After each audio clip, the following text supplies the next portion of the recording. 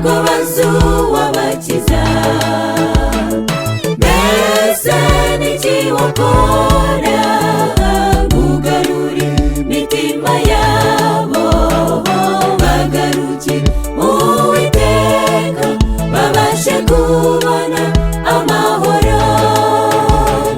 Genda mu nzira hose, mu misozi no mu bibaya, maze ubabwire uti musange Yesu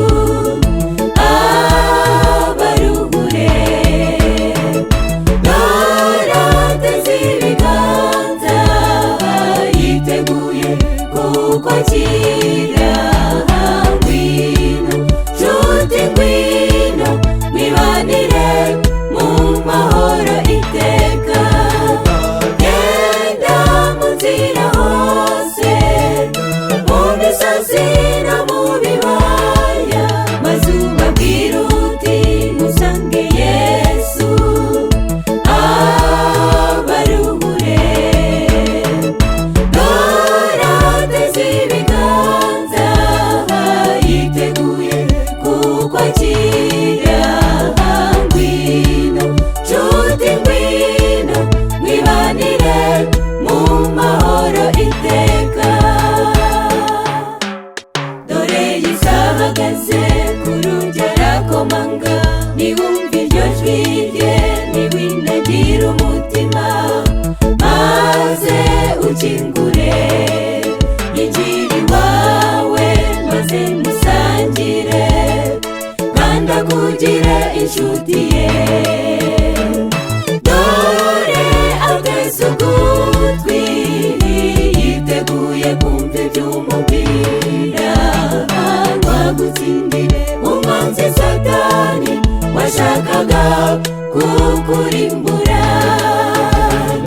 Genda mu nzira hose, mu misozi no mu bibaya, maze ubabwire uti musange Yesu abaruhure. Ateze ibiganza yiteguye kukwakira. Ngwino nshuti ngwino mwibanire mu mahoro iteka.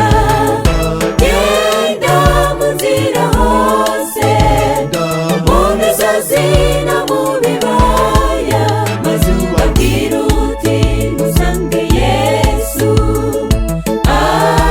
abaruhure. Ateze ibiganza yiteguye kukwakira. Ngwino nshuti ngwino mwibanire mu mahoro iteka.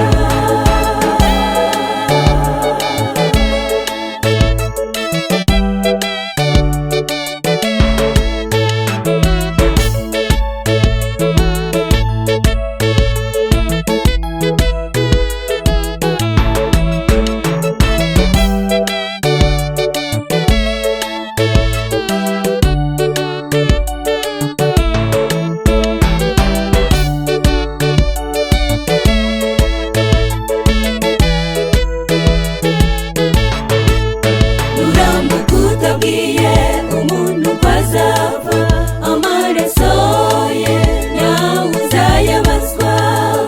Birababaje